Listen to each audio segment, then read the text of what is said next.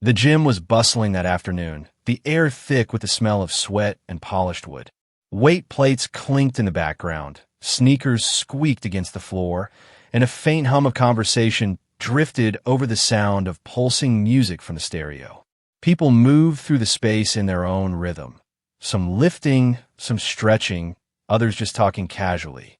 Among them, a man walked calmly, almost unnoticed. He carried no flashy gear, no entourage, just a simple gym bag slung over his shoulder.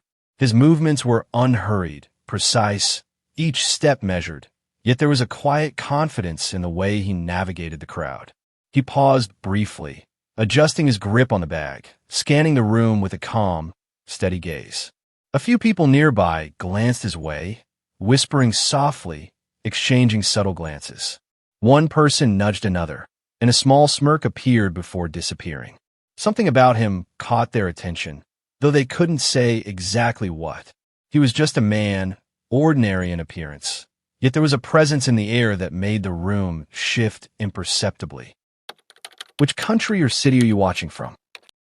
The calm rhythm of the gym was interrupted by a new presence. A tall, broad man entered, his shoulders filling the doorway like he owned the space. He moved with a kind of confident swagger, each step measured but loud enough to draw eyes. His gaze scanned the room until it landed on the quiet figure moving through the crowd. The contrast was immediate. He was all size and posture. Bruce was all stillness and quiet precision. The man's lips curled into a smirk. He nudged his companion, a leaner man standing slightly behind him, and whispered something sharp enough for those nearby to catch a fragment. A few heads turned. Bruce remained unfazed, his movement steady, his posture relaxed. The tall man stepped closer, closing the distance intentionally, testing the invisible boundaries of space. There was a faint tension in the air now, almost imperceptible to anyone not paying close attention, but those watching could feel it. Then came a comment. Loud, casual, but intentionally cutting. A remark about Bruce's slim frame, questioning whether someone so slight could really be capable of skill or strength. The words echoed slightly, drawing more glances. A laugh followed, not loud, but sharp, brimming with arrogance. His companion chuckled nervously, glancing at Bruce for a reaction. Bruce didn't flinch. He didn't tighten a fist or shift his stance. His calm demeanor became almost a mirror, reflecting the aggression back in silence. The taller man's eyes narrowed slightly, a flicker of confusion in the smirk, but it quickly returned as he mistook quiet for uncertainty. He leaned forward, letting the weight of his presence dominate, and repeated the mockery in a louder tone, daring a response. Every movement, every small detail, the flex of a finger, the subtle tilt of a head, the shift of weight, was observed. Bruce's breathing stayed even. His eyes followed the man without judgment or anger, as if cataloging the behavior rather than reacting. The room seemed to hold its breath. Even the background noise faded into insignificance. You feel the suspense rising, wondering what will happen next. The contrast between the aggressor's arrogance and Bruce's composure creates tension without violence, anticipation without action. The story leans on behavior, micro-expressions, and unspoken cues to build suspense. What would you do if someone mocked your appearance in front of others? Would you react immediately or stay calm and observe? The tall man's confidence grew with each passing second. He shifted his weight, deliberately taking a step closer to Bruce. The space between them narrowed, small but deliberate, as if testing limits no one had spoken aloud. His hands flexed subtly at his sides, fingers twitching with an almost theatrical impatience. He cracked his knuckles softly, a faint sound that seemed to punctuate the tension in the room. His companion stayed a step behind, uncertain, glancing from Bruce to the taller man with a mixture of amusement and worry. The taller man's eyes never left Bruce. Each glance lingered, heavy with expectation, challenging without words.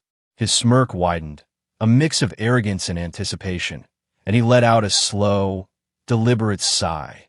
audible enough that nearby gym-goers shifted, sensing something unusual was about to unfold. Bruce remained calm. Every muscle in his body was relaxed. He didn't step back or tighten a fist. His breathing stayed slow and even his gaze steady. His awareness extended beyond the immediate threat. He registered the subtle movements of the taller man. The slight shift in posture, the tension in the shoulders, the micro-expressions that hinted at overconfidence. He did not react, but he noticed everything. Seconds stretched, each one weighted with quiet suspense. The antagonist leaned slightly, as if to emphasize the challenge, closing the distance even further. The room seemed to shrink around them.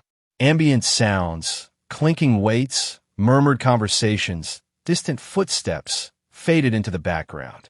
Every observer's attention was drawn toward this silent tension, the invisible line Bruce refused to cross, and the threat looming in proximity. What would you do in a moment like this? Walk away or stand your ground?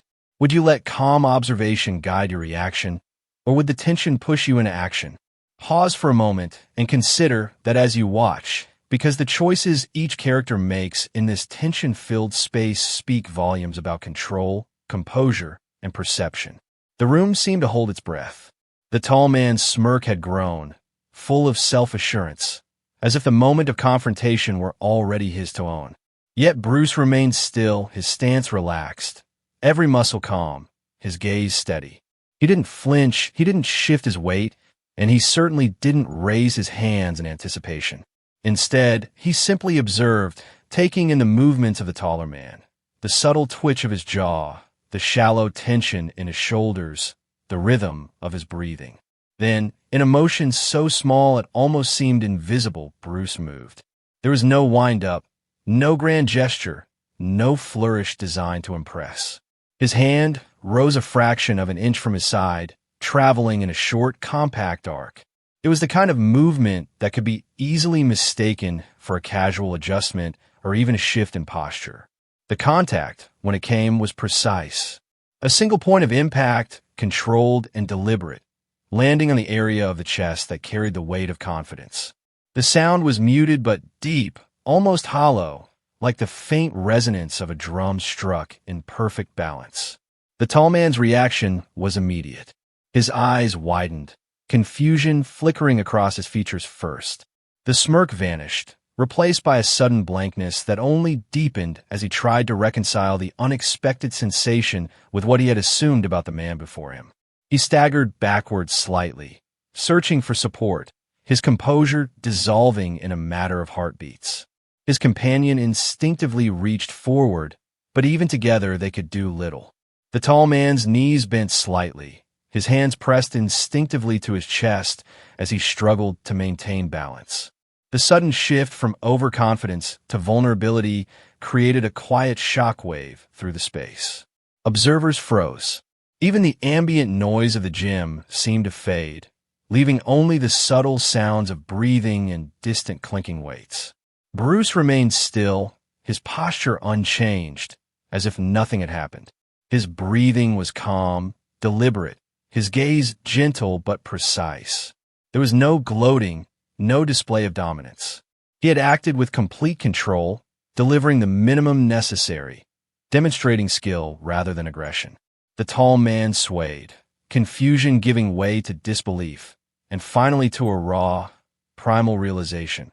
He had misjudged what strength looked like. What he had assumed was vulnerability was, in fact, a focus and mastery that defied expectation. His friend's face mirrored the astonishment, a mixture of fear and awe washing over him as he helped steady the taller man. Bruce's composure created contrast. The room felt uneven, one figure collapsing under the weight of his own assumptions, another standing perfectly calm, embodying precision and restraint. The tension released in a wave, not through noise or chaos, but through the quiet power of controlled action. Viewers are left suspended between shock and admiration. The subtlety of Bruce's movement, the near invisibility of his action, and the immediate, undeniable effect all create a sense of awe. It's not brute strength or aggression that dominates this moment. It's mastery, focus, and the extraordinary ability to control both action and outcome. In this brief span, the story reaches its peak. The audience feels amazement and disbelief, aligned with the realization that appearances can be deceiving, and that true skill is often silent, precise, and understated. The sudden tension dissolved almost as quickly as it had appeared. Bruce adjusted his grip on his gym bag, shoulders settling back into their natural position. Every movement he made was ordinary, unhurried, and purposeful. It was as if nothing had happened at all, yet the room itself seemed to acknowledge the shift in energy. People resumed their activities slowly, some casting curious glances, others pretending nothing had occurred. The tall man stood a few steps away, hands still pressed lightly to his chest, his breathing shallow and uneven. He rocked on his feet, tried to regain balance. A mix of confusion and embarrassment etched across his face. His friend steadied him with a cautious hand, offering silent support. The arrogance that had filled the room moments before had vanished, replaced by an awkward tension that clung to them like a shadow. Despite the dramatic shift in the taller man's demeanor, Bruce did not gloat or draw attention to the outcome. He continued moving through the space as he had before, each step measured, each action calm. The contrast between his composure and the disoriented figure of the antagonist was striking, but it was subtle rather than theatrical. This quiet return to normalcy emphasized the skill involved, not just in the action itself, but in the restraint that followed. The ambient sounds of the gym returned to full volume. The clatter of weights, the hum of conversation, the rhythmic squeak of sneakers on polished wood. It was a gentle reminder that life continued, that the extraordinary had occurred within the ordinary, leaving those present to interpret the moment in their own way. Observers exchanged looks, some nodding slightly, others whispering, but none challenged the quiet authority in the air. In the space of a few moments, the lesson was clear without being stated. Strength and mastery are often invisible until they are revealed in precise action, and true control includes knowing when not to act further. Bruce's calm demeanor reinforced respect without moralizing, showing that power is not about intimidation, but about focus, precision, and composure. The tension of the moment lingered subtly in the background, leaving viewers with a sense of relief, admiration, and reflection. Ordinary life had resumed, yet the impression of the encounter would stay with everyone present, quietly echoing the understanding that appearances can be deceiving, and mastery often lies in restraint rather than display. As the room gradually returned to its normal rhythm, the extraordinary subtlety of what had just occurred lingered in the air. Bruce moved with the same calm, deliberate pace as he had upon entering, yet every observer now saw him differently, whether consciously or not. There was a quiet weight to his presence, not loud or forceful, but undeniable, a combination of composure, precision, and self-control that spoke louder than words ever could. It wasn't the speed of his movement or the small arc of his hand that defined him in this moment. It was the choice behind it. Bruce had acted with purpose, deploying only the necessary energy to resolve the tension. There was no showmanship, no desire to humiliate, and certainly no excess. Each movement was intentional, calibrated to achieve the outcome efficiently while maintaining a sense of dignity for everyone involved.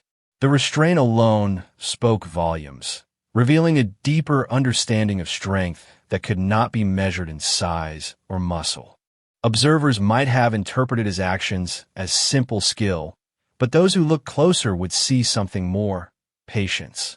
The way he stood quietly, observing, letting the tall man build confidence before acting, showed not hesitation but deliberate timing.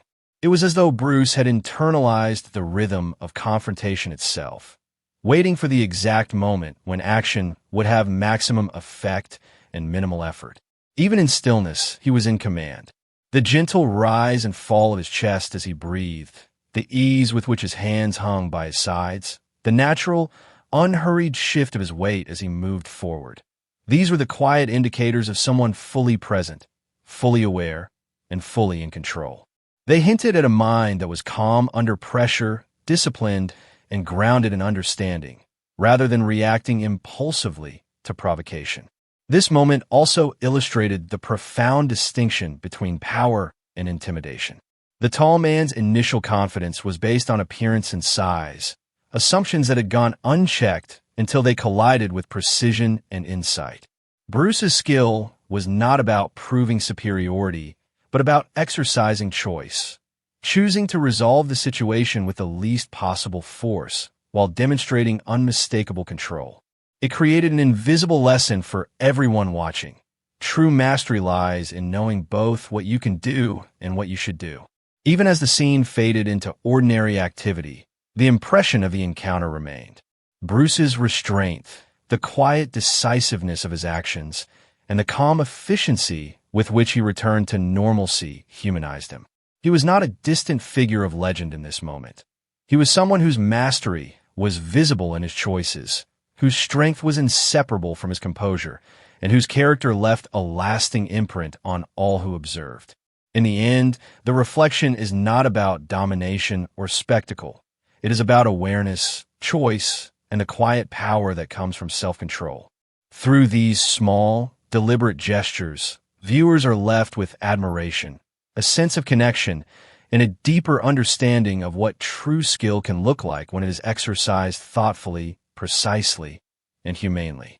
The tension that had filled the gym moments ago faded like a breeze slipping through an open window. Bruce adjusted his gym bag over his shoulder and began to move toward the exit, each step deliberate but effortless. There was no urgency in his pace, no need to hurry. The world around him continued unabated.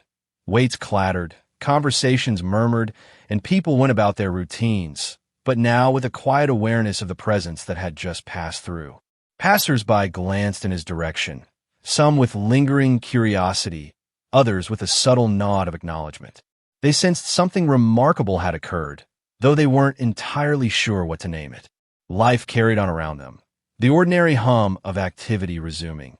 But the atmosphere had shifted imperceptibly. There was a ripple left behind, subtle yet undeniable, reminding observers that mastery is often quiet, precise, and understated. As Bruce reached the doorway, sunlight spilled through the windows, highlighting the everyday chaos of the city beyond.